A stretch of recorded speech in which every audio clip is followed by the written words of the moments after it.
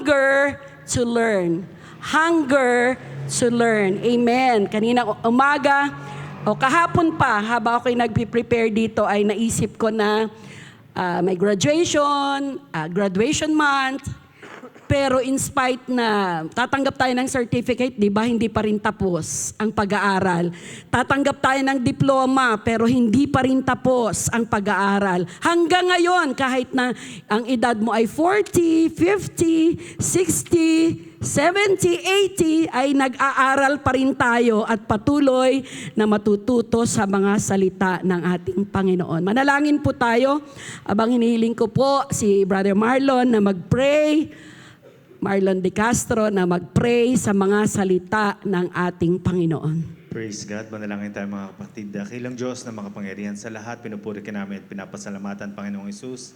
Salamat po, Panginoon, O God, sa oras at sa araw na ito, Panginoon, na kaming muli ay mag-aaral ng iyong salita, O God. Nakatayo na, Panginoon, sa likod ng pulpito ang iyong gagamiting daluyan ng pagpapala na magtuturo, Panginoon, ng iyong mga salita, O God. Buksan mo po ang aming puso't isipan, O God. Yes, Lord. Hallelujah. Na matanggap namin, Panginoon, ang mga pag-aaral sa gabing ito, O God. Salamat, Panginoon, na ito'y pribilehiyo ng bawat isa, Panginoon, na makapakinig at makapag-aral ng iyong salita, O God. Tunay nga, Panginoon, na wala kami magagawa kung wala ka sa aming buhay, O God. Salamat, Panginoon, sa iyong patuloy na pagtuturo sa amin, O God. Malugod ka, Panginoon, sa bawat ginagawa namin, O God. Ito po ang aming samod na langin sa dakilang pangalang Jesus.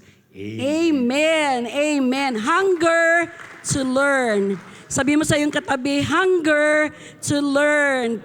Amen. Pwede na po tayong maupo. Sabik na matuto, yan ang pinakatagalog niya. Sabik, yung desire na matuto, gutom na matuto. O mahirap naman yung nag-aaral na gutom. Mahirap na Tagalog yon. So, sabik na matuto. That the only reason why we are attending Bible study dahil gusto nating matuto. Amen? And kahit alam natin na most of the time parang bumabalik-balik lang yung mga Bible lesson, amen, at patuloy na ipinapaalala sa atin ng Panginoon ang mga Bible lesson, still there is a longing in our heart. Meron, sabi nga ng isang mga ngaral, mayroong sa kaloob-looban ng ating puso, in the inner vacuum of our hearts, ay nandoon ang desire na patuloy pang matuto and go deeper with the Word of God. Yan ang ating hangarin, na hanggat tayo'y nabubuhay ay lagi tayong mag-aaral sa salita ng ating Panginoon. I've been reading Psalms 119 for this week at nadaanan ko itong mga verses na ito, 7, 12, 26, 66, and 71. Sa 7, ang sabi dito, I will praise you with an upright heart as I learn your righteous laws. Ayun, mga kapatid, pinupuri ko ang Panginoon ng may malinis na puso habang ako'y natututo sa katwiran ng mga kautusan. Amen. Makikita natin yung salitang learn, matututo. Alam nyo ba na sa buhay na ito marami tayong matututunan. Hanggang ngayon, tayo po ay nag-aaral, natututo. Amen. Sa iba't ibang pagtuturo ng ating Panginoon. Minsan, ang pagtuturo ng Panginoon ay matamis. Amen? At minsan, nasasaktan tayo, mapait. Amen ba, mga kapatid? At minsan, ito ay halos hindi natin matanggap. But we are still learning as we grow old. Mga kapatid, spiritually and even sa physical, sa ating edad, we need to learn the Word of God. Praise be to you, Lord. Teach me, turuan mo ako ng iyong mga katuruan, decrees. I gave an account of my ways and you answer me. Yan ang nakalagay doon sa Bible.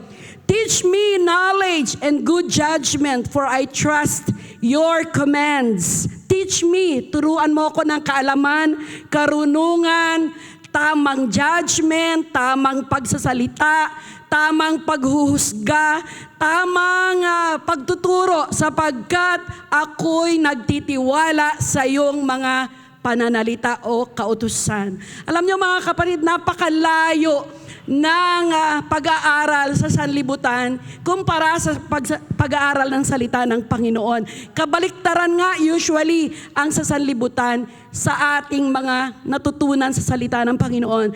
Verse 71, "It was good for me to be afflicted so that I might learn your decrees." Magandang maranasan mo na ikaw ay makaranas ng afflictions or pagsusubok upang matutunan mo ang mga layunin ng Diyos. Guhitan nyo yung salitang learn kung meron dyan. Kung wala, isulat nyo yon, that I may learn the statutes of the Lord. Ang daming mga verses, mga kapatid, about learning, about teaching. Napakaraming verses. If you are highly talented person, you have a tough time with teachability. Napakatalino ng generation na ito, mga kapatid. And I remember I was asked by the teachers of Pastor Juric and Ma'am Jubilee. They are, nasa online silang Bible school. And para ma-final ang kanilang grades, kailangan nila kaming makausap. And so, binigyan ako ng katanungan na, how is Ma'am Jubilee and Sir Juric in your observation? Parang ganon. Sabi ko, this generation goes farther than our generation. So, if I can grade them, mas mataas siguro ang grade nila kaysa sa grade ko noon. Mataas nga lang ang grades ko. Ewan ko kung maabot nila sa Bible school. Kasi noong panahon namin sa Bible school ay nakaka-grade pa kami ng 98 to 100. And glory to God. Yun ang sinabi ko doon sa teacher. But you know what? Ang sabi niya, sabi niya, kahit anong galing ng mga generation ngayon, sabi nung babaeng teacher nila at isang lalaking teacher din yata yan. Ang sabi nila, kahit anong galing, even they have this high-tech generation or sabi natin, they go farther from your ministry, but we will never forget the sacrifices and dedication of your husband and you as a pastor's wife, because kung ano yung training ninyo sa kanila ay nasundan nila. Glory to God, mga kapatid. Glory to God. Palakpakan natin ang Panginoon. So, mayroong mga highly, yung talented talagang mga tao. May mga estudyante tayo dito, mga young people tayo dito, nagtatap kayo sa school, at matataas ang inyong grado. Pero ang sabi ng author na ito, John Maxwell, na kahit anong galing at anong talino mo, minsan hirap kang maturuan. Amen, mga kapatid? Excuse me, pero this is so true even in Bible schools. There are times, this is a challenge sa mga valedictorian and salutatorians, even in our batch, mga kapatid, na nahihirapan talaga sa ministry yung mga valedictorian at salutatorian. No, I'm not minimizing the honors. Actually, pinupush ko kayo, mag-aral kayo mabuti at sikapin yung itaas ang inyong mga grado. Pinupush ko kayo kasi ako talaga gusto ko excellent. Gusto ko ibigay nyo yung best nyo. Pero mga kapatid, sa ministry, hindi sa patalinuhan.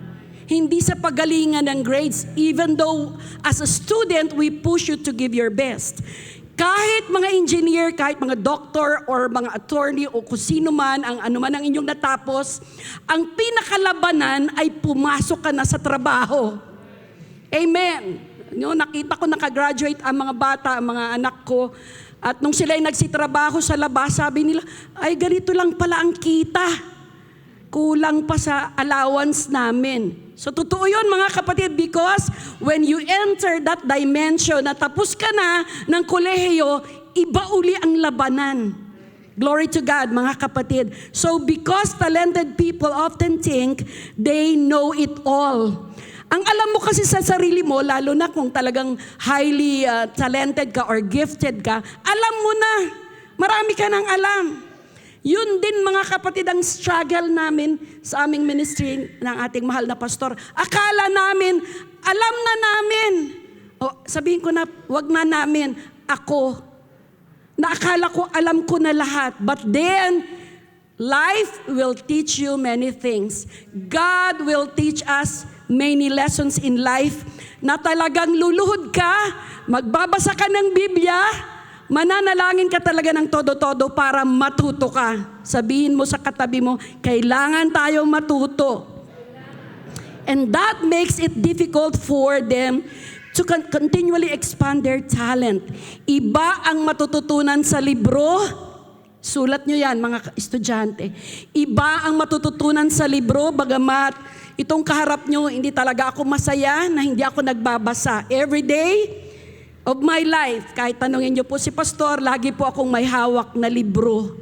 So, iba ang matutunan sa libro, iba din ang matututunan sa paaralan, secular. Iba rin ang matututunan sa church. Iba rin ang matututunan sa bahay. Iba rin ang matutunan mo sa asawa mo, sa mga anak mo. So, kung single ka, iba rin matutunan mo sa sarili mo. Amen. Iba sa realidad ng buhay at sa mga karanasan ng buhay. Teachability is not so much about competence and mental capacity as it is about attitude. It is the desire to listen. Nakaka-bless yung mga taong ang galing makinig. Ako pag may nagkukwento sa akin ng kanyang buhay, ang bilis ko sumingit. Ikukwento ko rin yung buhay ko. Pero nakaka-bless. Generally, mga kalalakihan, magaling daw kayo makinig. Pero tinutulugan nyo ang inyong pinapakinggan. Generally, kaming mga babae, gusto namin salita kami ng salita, pero nahihirapan kami sa gawa. There are times, mga kapatid, kailangan natin ng i-check ang ating attitude to really listen, and then learn, matuto. Hanggang ngayon, natututo pa rin tayo. Ako, mga kapatid, I relearn. Halimbawa, graduation last year, may nakalimutan kami, may failure kami, may na-miss kami. So next year, I learned to apply this failure na naranasan ko last year. So we learn from our failure. We learn from our past. And we learn on how we handle our present, mga kapatid. I love, it is the hunger to discover and grow. Ang laki ng natutunan natin sa ating pagtanda, sa ating paglago sa gawain. Sabi ko nga, marami na kayong, mga young people, marami na kayong hindi naabutan, na naabutan namin. Yung pagluluto sa kahoy, meron pa rin naman yan ngayon. Yung pamamlansya sa uling, ayan. Yung paglalabas sa ilog, yung pag-akyat sa puno. At kanina, binasa ko sa mga estudyante yung after 5 or 10 years, ay mga online na yung mga trabaho, wala ng driver ang mga sasakyan. No, muntik naming itry ni Pastor yon sa California, wala ng driver. Automatic, papasok ka doon sa taxi, sasabihin mo kung saan ka pupunta, ihahatid ka, wala ng driver. Hindi mo na rin kailangang maglaban na nakakamay sapagkat merong mabibili na ngayon na washing machine na hanggang spin na siya at hanggang dryer.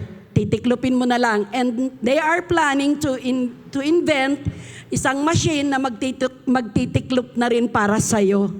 So darating yung time na talagang high-tech na ang generation. Alam nyo, kung magaling lang ako sa ganyang bagay, mas marami pa sana akong followers. Kasi ang bagal ng aking technology. Amen ba, mga kapatid? Pero ang sabi ni John Wooden, isang author, he is a Hall of Fame basketball coach, John Wooden. It's what you learn after you know it all that counts. Basahin nyo yan, ulitin natin. Kasi yung pagbasa ng diretso, mas maganda yon. Asa na yon? It's right. Ganda. It's what you learn after you know it all that counts. Ang natutunan mo sa mga bagay na alam mo na, yun ang nabibilang. Galing, no? Learning is not just an activity. It is a spiritual discipline. Spiritual discipline. Grabe yung natutunan natin. Una sa Word of God. Ito po, paborito ko to. Matagal ko na siyang Bible, siguro 20 years na. So ito yung palagi kong binabasa bago matulog at pagkagising sa umaga. Marami tayong natututunan sa salita ng Panginoon. At totoo yun, mga kapatid, kapag gusto mong kausapin ka ng Panginoon, Lord, anong mensahe mo sa akin? Sinusubukan ko rin yon, Sister Annie, na buksan ko nga. At totoo, the Lord will speak to you kung ano yung binuksan mong page. So kakausapin ka ng Panginoon. Basta wag nyo lang ituro yung and Judas hanged himself. Wag yun, kasi iba naman yun. So, learning is not just an activity, it is a spiritual discipline. Marami tayong natutunan sa church. Thank you, Pastor, sa ating mga pastors, for the preaching of the word. Ang dami ko talagang natututunan kapag nakikinig ako sa mga ngaral. That's why we are grateful for the conferences and seminars, sa mga youth conference. At masaya ako, biro nyo naka-attend ako sa AMD ng Bicol. First time ko na nagsalita sa AMD ng Bicol. Glory to God. So, marami tayong natututunan sa paglilingkod natin sa Panginoon. Lalo na yung pagtuturo ng grace, paano magpatawad, paano magmahal, paano tratuhin ng kaibigan, paano tratuhin ng kaaway. Ayan, ang dami nating natututunan sa salita ng Panginoon. So, Scripture consistently calls believers to grow in wisdom, knowledge, and understanding. Kung babasahin niyo yung Book of Psalms and Proverbs, napakaraming pagtuturo sa Book of Psalms and Proverbs. Sunod, nasa ano pa lang tayo, introduction. A believer who stops learning, stops growing. Guhitan nyo yan. Ang taong tinamad ng mag-aral, hindi yan lalago. Kapag tinamad ka ng mag-aral, mas stagnant na rin yung mind mo. Mapupurol na rin siya. Proverbs 1:5 says, a wise man will hear and will increase learning, and a man of understanding shall attain unto wise counsels. Napakaganda, no? A wise man, sabi ng Biblia, kung sino yung matalinong tao, ay makikinig and will increase learning. Lalong tataas at yayabong ang kanyang mga natututunan. And a man of understanding shall attain unto wise counsels. Grabe, napakaganda ng salita ng Panginoon. Hosea 4:6, my people are destroyed for lack of knowledge. Napakaraming believer or unbeliever o sino pa man na nasisira o nawawasak dahil kulang ang kanilang kaalaman. Tingnan nyo na lang mga kapatid ngayon, napakaraming pagtuturo. Mag-ingat po tayo, pag-i-scan natin sa social media. Napakaraming pagtuturo na parang masaya lang na wala ka ng bawal-bawal sa church. Masaya lang na walang restriction sa buhay. Pero alam nyo ba, kahit ang ating mundo, kahit dito sa Baguio City, napakaraming protocols, napakaraming restrictions, napakaraming bawal. At higit sa lahat, mga kapatid, ang salita ng Panginoon ay napakaraming pagtuturo. So we continually ask God to fill you with the knowledge of His will through all the wisdom and understanding that the Spirit gives. Alam niyo mga kapatid, iba talaga yung wisdom na galing sa Diyos. Grabe siya. Tinuturuan niya tayo na iba yung payo ng masama, iba yung payo ng mga believers. Kaya mag-ingat tayo kung kani-kanino tayo nagpapapayo. Dapat doon tayo magpapayo sa mga tao ng Diyos o anak ng Diyos. Sapagkat ang mundong ito, pag magpayo sila, iba ang direksyon ng buhay mo. Sabi nga, the best life na pwede nating i-enjoy yung you are staying in the will of God. The best life yan, mga kapatid. Praise the Lord. James 1:5, if any of you lack wisdom, Let him ask of God that giveth to all men liberally and upbraideth not, and it shall be given him. Kung kayo ay kulang ng kaalaman, mag-pray kayo. Kaya lagi ko sinasabi sa mga first year o second year, pag hindi nyo nauunawaan yung English, napakadali na ngayon. Just click Google. Ako, Google pa rin ako, hindi pa ako nag-chat GPT. Hindi pa ni Hana ako tinuruan yan. Happy pa ako kay Google. Si Google, tinanong ko kanina ang meaning ng ganito, binigay niya kaagad. Noon, I think 2 years ago lang, gamit-gamit pa namin yung malaking dictionary sa library. Ibinaba ko na siya kasi natuto na ako ng Google. Nung hindi pa ako marunong yan, lagi kong katabi si dictionary. Kasi kung magtuturo ako dito at hindi ako mismo nakakaunawa ng isang salita, hindi ko ma-express yung kahulugan ng aking pagtuturo. Kaya teachers, alam nyo to, na kapag nagturo kayo na hindi kayo nag-study, dama ng estudyante yan. Ala si ma'am, hindi alam yung meaning ng wisdom, ng understanding. So para makumpara mo siya, mag-research ka. Punta ka sa dictionary, punta ka sa Google. Ayan, napakaganda pag may Google tayo. At ChatGPT kung gumagamit na kayo. Ingat lang tayo mga kapatid sa ating mga ginagamit kung hindi natin alam gamitin. Amen. Grabe ang talino ng ating cellphone ngayon. Tanungin mo yung address, i-direct ka. Kaya kahit bahay nyo sa Quezon Hill, ituturo ng Google. Tanungin mo, who is Isaac Bentres? Ituturo kayo sa Facebook niya.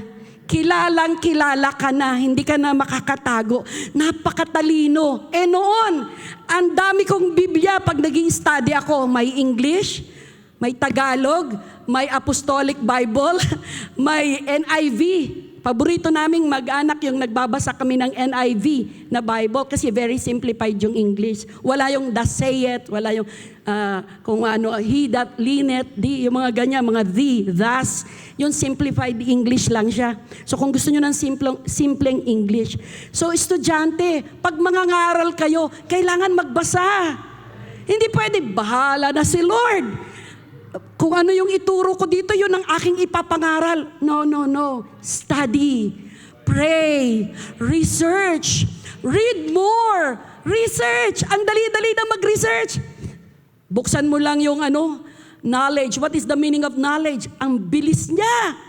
Wala pang 1 minute, bibigyan ka na niya. Sasabihin niya mo, I need more verses about patience. Ang dali-dali. Dati may concordance ako. Nagregalo kami sa estudyante, ang kapal-kapal na concordance. Nandyan pa yun sa library natin. Nandun hanapin mo, baptism, how many word about fear not. Hala, mag-research ka talaga. Hanap ka ng katapat ng fear not. Ayun, hanapin nyo dito sa side na yan, may concordance kayo sa inyong Bible. Hahanapin namin yan, number 8. Buksan mo yung Revelation, nandun yung kasunod na verses. Ngayon, Google lang. Ano pa? Yung mga bagong ambilis. Sabihin nyo na, okay, magkunwari, ang dami nyo nang alam. Ang bilis-bilis na mag-research. Ang bilis-bilis na magbasa. Pero mga kapatid, listen. Bago rin kayo pumunta sa likod ng pulpito, mag-pray. At kung kaya nyong mag-ayuno. Kasi mga kapatid, mahalaga yun.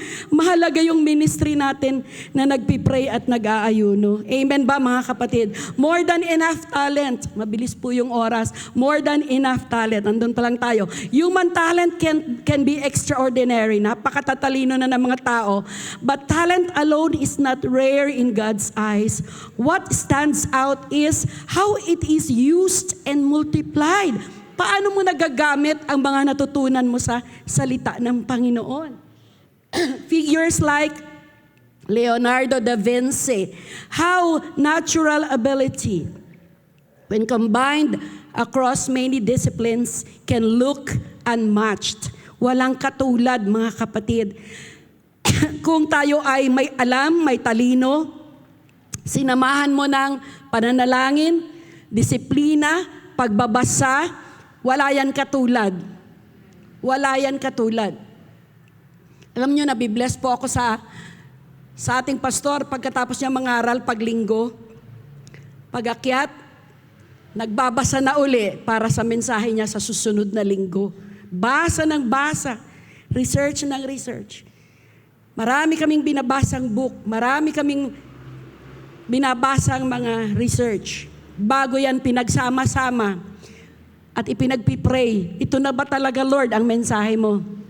And after that, nabuo mo na yung lesson, sasabihin ni Lord sa'yo, hindi yan. Yes, you must listen to the voice of God. Hindi yan ang kalooban ng Panginoon. Sasabihin mo, Lord naman, wag ganyan. Kasi hindi madali, mga kapatid.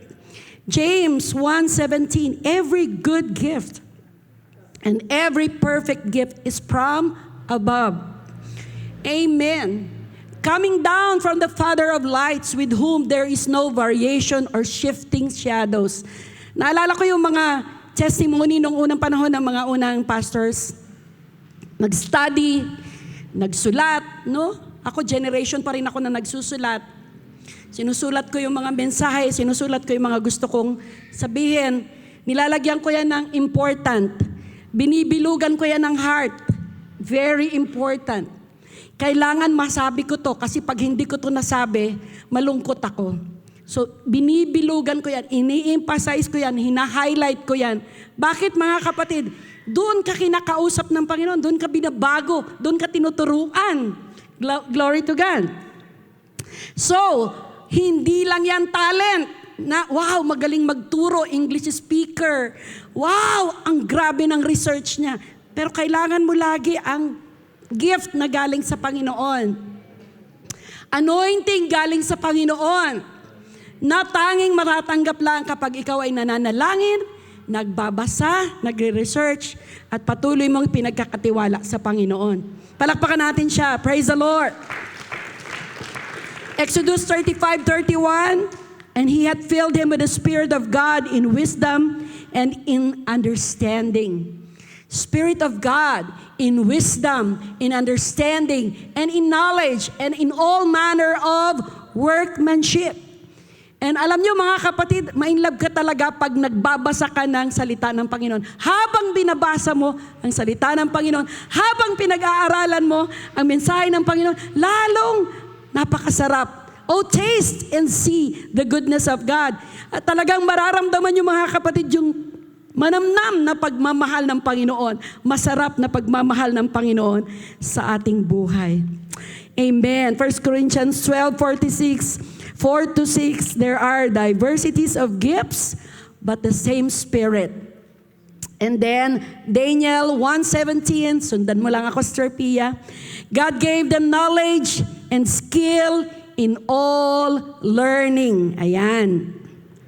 Next, mga kapatid, hunger to learn.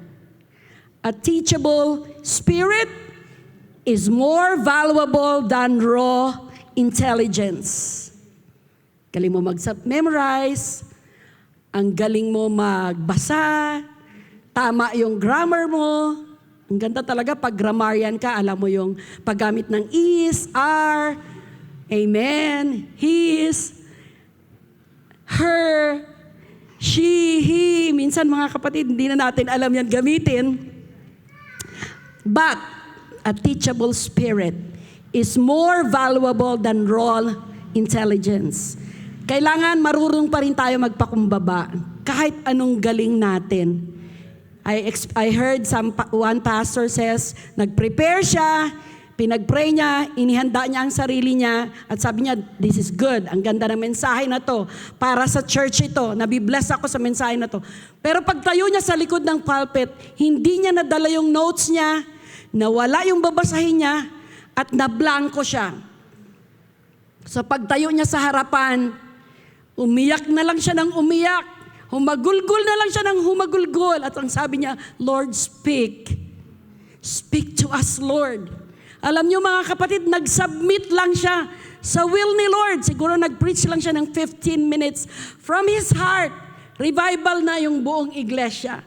Minsan hindi mo kailangan basahin lahat ng notes para kumilos ang Panginoon sa buhay mo. Listen to the voice of God. Because we must have a teachable spirit. Lord, ano bang gusto mo? Ano bang nais mo? Sabi dito ni Da Vinci, iron rusts from disuse. Amen? Stagnant water loses its purity, and in cold water becomes frozen. Even so does inaction sap the vigor of the mind. Ang sabi dito, ang bakal nangangalawang pag hindi nagamit. Napansin nyo ba? Pag hindi nagagamit ang bakal, mangangalawang. Kaya mangangalawang yung ating utak pag hindi tayo nagpapagamit sa Panginoon. Kung hindi natin ginagamit ang ating mind para sa kapurihan ng Panginoon. Stagnant water, yung maruming tubig, nawawala ang kanyang kadalisayan. At yung malamig na tubig, nagiging frozen. Tingnan nyo mga kapatid, this is reality.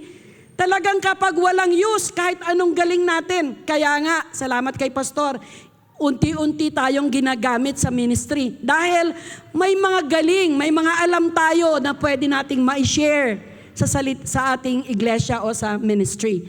So, nagulat na lang tayo, ang ganda pala magsalita ng mga second year. Pag pinagtitestimony, takot na takot kayo. Ang gagaling nyo pala magsalita. Huwag nyong itago yan, mga kapatid, dahil mangangalawang yan. Amen? Maganda kayo umawit. May talent kayo na magpasaya ng iglesia. Gamitin nyo yan kesa mga lawang. Bakit?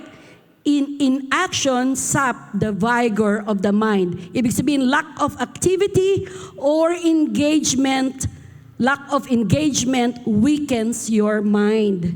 Get in touch. Magpagamit. Amen ba mga kapatid? Magpagamit tayo sa Panginoon dahil napansin nyo ba, habang nagpapagamit sa Panginoon, nagugulat ka rin.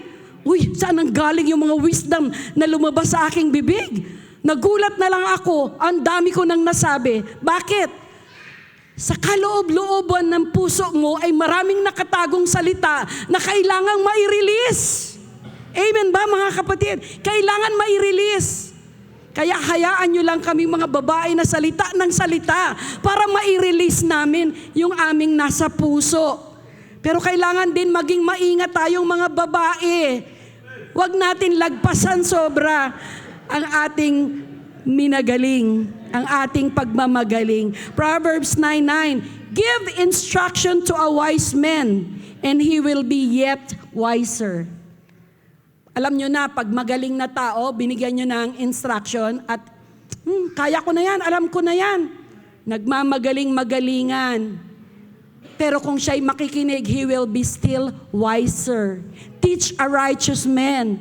Isang matuwid na tao, tinuturuan mo pa, and he will increase in learning. Biblical yan, mga kapatid. Kaya magpaturo tayo. Amen ba? Huwag niyong kalimutan yon, second year. Yung mga session natin na heart to heart, na kailangan makinig kayo, magpakumbaba, mag-sorry. Dahil kahit anong galing na natin, pag hindi tayo marunong mag-sorry, useless. Say amen, mga kapatid. Amen. Tayong lahat ay tinuturuan ng Panginoon. Lord, ayoko nga mag-sorry. Mas magaling pa nga ako sa Kanya. Ayoko nga mag-sorry. Yung balat niya, mas makinis yung balat ko. Pero mga kapatid, yung tunay na matalino, marunong mag-sorry. Yung tunay na matalino, marunong magpatawad at humingi ng tawad. Palakpakan natin ang Panginoon. Wow. Marami pang verses. The heart of the prudent getteth knowledge. Proverbs 18:5.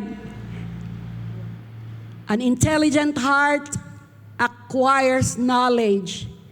The ear of the wise seek knowledge. Proverbs 18:15. Totoo mga kapatid. Grabe yung talino ng mga bata ngayon. Nagugulat nga ako kay Yumi pag nagtatanong siya. Sabi niya, narinig niya kasi minsan tinatawag ko si pastor na baby. Baby, kain na tayo. Kain na tayo, baby. Sagot niya, oh, you have a big baby. How come he grow so fast? Ang galing niya magsalita. Sabi niya, Kaya lagi kayong pagod because you're always traveling.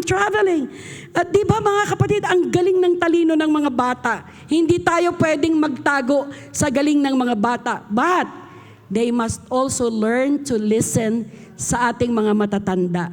Makinig tayo mga kapatid, na meron pa rin mas magaling sa atin, sabi nga ni Pastor. Meron pa rin mas marunong sa atin. Huwag tayong maggaling-galing, nakakala natin tayo na yung pinakamagaling sa mundo. Meron pa rin, at iyan ay ang galing ng ating dakilang Diyos. Na kung wala ang Panginoon, nasan kaya tayo? Glory to God. Nasan kaya tayo kung hindi tayo nakinig sa boses ng Diyos? Hallelujah, napakainit. Sunod, Psalms 25:9, the meek will He guide, the humble will He guide in justice, and the humble He teaches His way. Paulit-ulit natin naririnig kay Pastor yan. Humility. Lord, help us. Tulungan mo kami magpakumbaba. Ang hirap talaga. Sabi mo sa katabi mo, ang hirap naman talaga magpakumbaba. Dalihin nyo yan, mga estudyante, sa inyong pag-uwi. Pag napagalitan kayo ng pastor, huwag kayong lalaban. Huwag kayong sasagot. Sabihin nyo, mas matalino naman ako sa pastor ko. Siya, 79 lang grade niya sa Bible School. Ako, 95. No, it's not about the grade, but it's about the character. Hallelujah. Sinulat ko yan kanina eh. Sabi ko, meron ba kayong mga kilalang magagaling na tao? Sinulat ko yan. Isa sa taong hinangaan ko ay si Pastor Donnie Umpad. Alam natin ang kanyang past, hindi siya nakapagtapos ng elementary. Tapos, nung pastor na siya, naging interpreter siya ng mga missionary. Sabi niya, hindi ako marunong mag-English. Pero yung kapangyarihan ng Panginoon sa buhay ko, ang galing. Nag-interpret. The best interpreter. Pangalawa lang si Pastor Banyes. Talaga, ang galing ni Pastor Umpad ng kabataan namin. Pag nakikita namin siya nag-i-interpret, sabi ko, ang galing ng tao na to. Pero lumalabas sa bibig niya, elementary lang, hindi ko pa natapos. Kasi sabi niya may grade 1, mayroon pang mga section pa siyang sinasabi. Pero alam niyo mga kapatid, nakikita ko siya kasi nag-work ako sa office niya nung secretarial ako, meron akong ilang oras na nag-work ako sa kanya. Nakita ko nagpapa-tutor siya. Ano bang pronunciation nito? Ano bang tamang English nito? Kasi yung secretary niya magaling matalino yon. Graduate siya mga kapatid ng isang course. Nagpapaturo siya ng tamang pronunciation ng English. Pero sabi niya, alam mo ba Gemma? Nag-aral ako, ETIAP. Tinapos niya yung parang level ng high school, nag-ETIAP siya. Tapos, nag-aral siya ng kolehiyo, isang university, nag-aral siya ng kolehiyo. Tapos lahat sila Inglesero, ang galing nila mag-Ingles. Sabi niya, ang galing nila mag-Ingles. Tapos tinawag ako opening prayer. Hindi ako magaling mag-Ingles, Tagalog lang yung prayer ko. Diretsong Tagalog. Pagka-amen niya, sabi daw ng mga professor, Pastor, anong susi? Ang galing mo manalangin. Nagtayuan ang aming mga balahibo. Sabi niya, Tagalog lang yan. Pag nag-English pa ako, baka hindi lang balahibo. Baka hindi lang balahibo niyo yung tatayo dyan. Sabi niya, galing ni Pastor. Glory to God. Wala na siya. Pero nasasabi ko yan nung buhay siya, Pastor, ang ganda mo mangaral, nakaka-bless ka. Hindi. Amen? Hindi natin minimize ang aral, pero yung dedication, yung commitment ni Pastor, yung willingness to learn. Nakita mo yan, pagpasok mo sa opisina niya, katambak ng libro dyan sa harap niya, katambak ng iba't ibang Biblia. Huwag lang tayong mag-rely sa ating mga cellphone. Basahin talaga natin ito mga kapatid. Written word. Basahin talaga natin yung mga book. Magbasa tayo. Balik tayo doon dahil alam natin laking tulong. Pastor Art Martinez, Pastor Alfredo Bodegas, alam natin, Walking Bible, nagpipreach siya ng buong chapter ng verses. Akala mo nagpipreach pero nagme-memorize, nagko-quote pala. Living Bible. Pastor Dangcolos, ayan, buti na isingit ko, nalimutan ko na ito, na sila walang mga tapos, pero yung kanilang dedication, grabe. Yung kanilang commitment, nag-aral, nagbasa, kailangan tamang pronunciation. Maraming kwento tungkol kay Pastor Doug Colos. Meron nga daw siyang ipinag-pray na mag-asawa, Lord, bless this pukol, Lord. Pukol, couple yun, mga kapatid. Hallelujah, baka mapanood nila ako. Lord, bless this pukol. In Jesus' name, Bisaya naman kasi pa talaga. Hallelujah. Amen. Kung ano, abutin natin ang 8 o'clock, yun po ang tatapusin ko. Teachability truths. Gusto niyong matuto, mga kapatid? Number 1, nothing is interesting if you are not interested. Tama? Nothing is interesting if you are not interested. Tama naman yan. Growth begins with curiosity and desire to learn. Dito mga kapatid, graded ang mga estudyante talaga, kaya kailangan nyo maipasa. Graded kayo. Pero alam nyo, pag nagpiprepare na talaga kayo ng Word of God, kailangan curious kayo. Wow, nagulat na lang ako sa mga kwento ng mga Bible characters. Oh, ganun pala. Bakit? Excited akong malaman yung buhay ni David. Bakit siya tinawag na a man after God's own heart?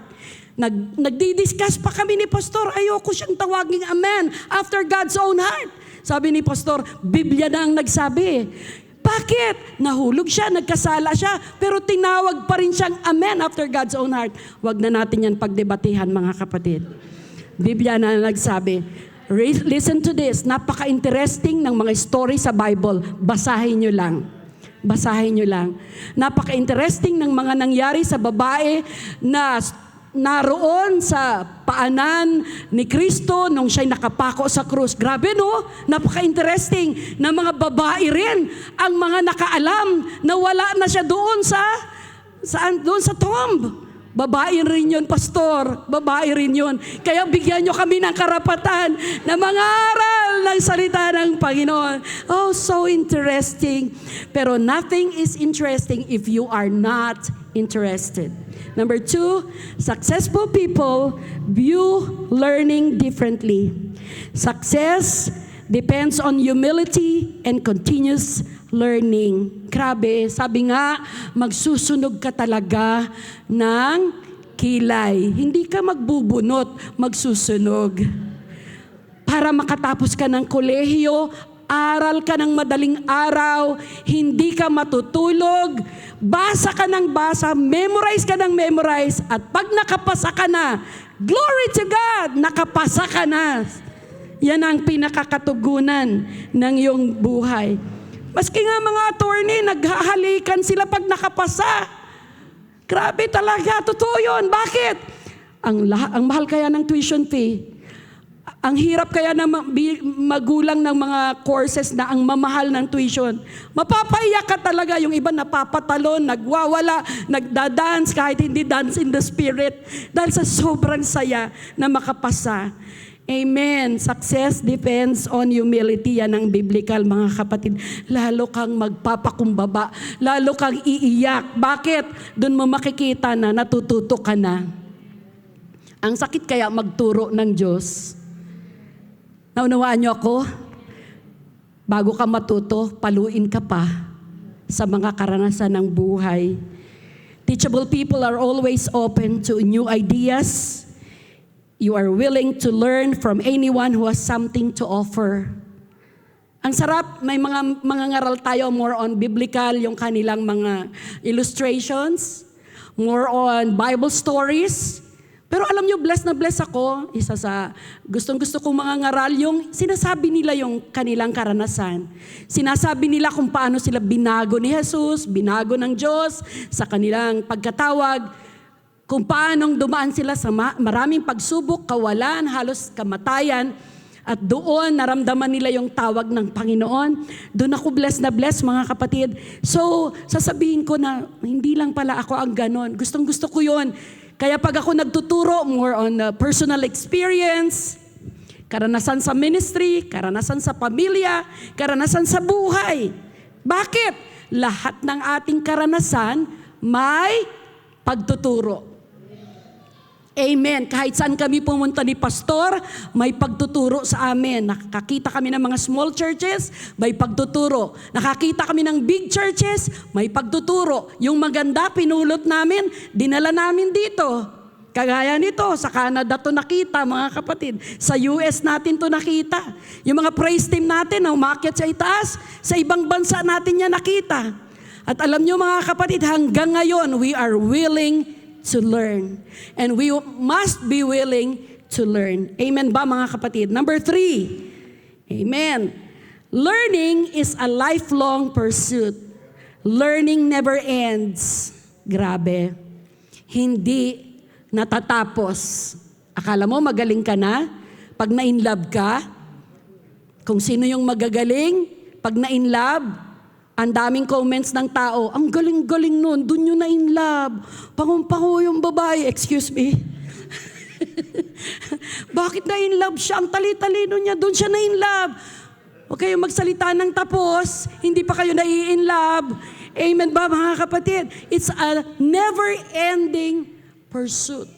Mula bata, hanggang pag-young people, hanggang pagtanda. Ayan ba ang tama dyan sa drawing na yan? Hanggang pagputi ng buhok. Hanggang ngayon, we are learning. Glory to God. We are learning. Sabi natin lahat, we are learning. Amen. Learning never ends, regardless of age or stage. Learning is an activity that is not restricted by age. Alam nyo noong una, mga 40 years old ako, Sister Christy, pag 50, pag may problema ako naririnig, iyak ako todo. Iiyak ako ng matagal. Tapos sabi ko, sana yan, paluin niya ng Diyos eh. Ganyan ba? Hindi nakikinig kasi. Kaya tuloy, naranasan niya yan. Magagalit ka talaga. Pero mga kapatid, as we age, you have to accept the reality na tao lang. Amen ba? Ay, inis ka minsan sa mga tao. Sabi mo, naririnig na, tinuturo na. Ang dami ng pakangaral, hindi pa rin ginagawa. Ang sarap talagang hambalusin. Excuse me, lalabas ako dito sa pulpito. Gusto ko nang magalit, gusto mo nang magwala. Pero pag ikaw kaya ang magkamali, pag ikaw kaya ang nakapagsalita ng hindi tama, sabi mo, patawarin nyo na ako, matanda ako kasi.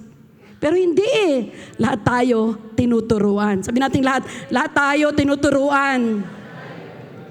Amen ba, Sir Annie? Maraming pagtuturo ang Diyos eh. Di ba? Regardless of age or stage. Married ka, single ka. Sabi nung may asawa, ay, nung dalaga pa, ang saya-saya. Nakikita ko yung may mga asawa. Ang saya-saya mag-asawa. Nung nag-asawa na, ang saya-saya ng mga single. Gusto ko uling bumalik na single. Kasi mga kapatid, totoo. Sabi natin mga may asawa, totoo yan.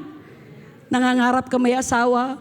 Nung may asawa ka na, Panginoon, kung pwede ko lang isoli sa nanay niya. Kaso kasama namin pati nanay niya. Joke lang.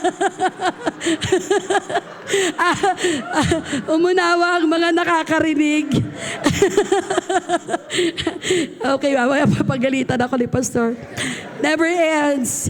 It doesn't matter if you're past 80 or haven't yet entered your teens. Maraming pagtuturo. Kaya ngayon, lagi ko sinasabi sa matatanda, 60s and above, makinig kayo mabuti.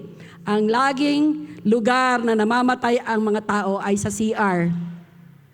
Marami akong narinig na namatay sa CR. Alam niyo kung bakit? Doon na lang na-atake. Naliligo, doon na na-atake. Kaya mga kapatid, ang turo ko ngayon, huwag niyong isara ang CR para madali kong madampot ang patay. Totoo yun mga kapatid.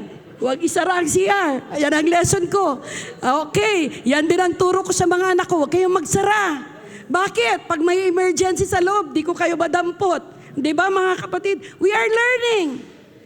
Amen. At wag daw agad-agad yuyuko ng matagal. Kasi pupunta raw yung dugo dito. Bahala na kayo yung mga nurses at doktor dyan. Bakit? Pag daw yumuko ng matagal, nasusubsob na lang sa CR. So maraming pagtuturo. Pag kumakain, medyo hipan nyo muna yung kanin.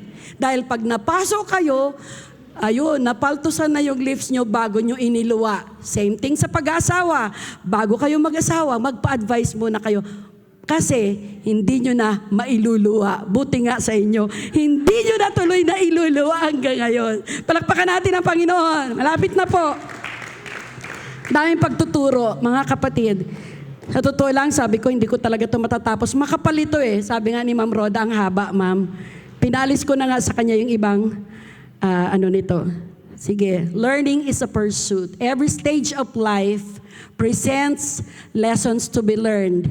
Elementary ka, ang dami mong natutunan. Dami ko talagang natutunan sa buhay. Nung high school na, iba na naman ang pagtuturo. Alam nyo naman, galing tayo sa probinsya, no? Yung aming unang CR, walang buhos-buhos. Alam nyo yun? Yung ginaganon nyo lang yung paa nyo. Kita nyo yung mga nangyari sa baba. Naabutan ko yan. Sumunod, ipinasok na yung CR. Ha? Pero wala pang flash noon. Bahaw lang. Buhos, timba. Diba, Pastor? Sumunod, flash na. Paano ba to gamitin? Diba? Paano ba to gamitin? So pinipindot, wow, umiikot, pumapalakpak ka mag-isa. Perfect, ang galing. Innovation na yan noon, Sir Isaac. Ang galing. Kaya nga mayroon daw isang tao, nakakita siya ng malaking swimming pool. Sabi niya, uy, ang laki ng CR nila. Akala niya CR eh. Nung tumalon yung isang lalaki, sabi niya, wag mo i-flash. Kasi akala CR. Di ba? Maraming inosente naman dito dati noon, hindi lang ako. Nung pumunta ka sa Jollibee, nung unang bukas Jollibee, ay kumiinom ng tubig. Gumanon lang. May tubig na. So, bakit? Nung ako tumapat, iginanon ko rin yung usok ko. Wala namang tubig. Yun pala. Naranasan nyo? Naranasan nyo, mga kapatid? Huwag kayong ganyan, hindi lang ako. Tinawag ko si Pastor, sabi ko, Dad, hindi ko talaga mapalabas yung tubig. Ganon na ako na ganon. Sabi niya, Mami, pasensya na, galing ako probinsya, siya rin naman galing probinsya. Ganito yan, may pipindutin dito sa baba. Ayun, di may natutunan tayo? Di ba? Lalo na yung computer, ang hirap kaya yan pag-aralan. So, learning is a lifelong process. Amen? Grabe magturo ang Panginoon sa atin. Hallelujah. Tapos na po ako. Tapos na yung time. Ang dami kong natutunan sa ministry. Hindi madali ang paglilingkod sa Panginoon. Diba? Diba mga kapatid? Hindi ko to sasayangin na notes. Ipapasa ko ito pag wala ako next week. Sayang to ang ganda eh. Sabi ni Ma'am Roda, Ma'am, huwag mong isummarize, sayang, ang ganda. Thank you, Ma'am Roda. Siya yung taga-edit ko, editor. Alam niyo mga kapatid, nagpapasalamat tayo na hanggang ngayon natututo pa rin tayo. Sa church, ang dami nating natutunan. Sa ministry, ang dami nating natutunan. Kung ano tayo ngayon, nahulma lang naman tayo ng Panginoon. Actually, hindi naman tayo ganito kababait na ngayon. Noon, salbahe tayo. Right? Amen? Hanggang ngayon, He's still working on us. Hanggang ngayon, binabago pa rin tayo ng Panginoon. Tumatawa tayo sa mga karanasan na ganyan, pero salamat, na-develop tayo dahil sa kabutihan ng Panginoon. Naabot natin ang ating kalagayan ngayon na pinagpala na ang church. Maganda na yung ating karanasan ngayon, pero alalahanin natin yung mga unang mga miyembro na talagang nagsimula, nagdig deeper para maabot natin ang kalagayan natin ngayon. And still, thank God, He is still teaching us to grow deeper in the ministry and in His Word. Lord, teach us to pray more. Lord, teach us to learn more. Bakit? Every stage of life presents lessons to be learned. We can choose to be teachable and continue to learn them, or we can be close-minded and stop growing. The decision is ours. Tumayo tayo lahat mga kapatid.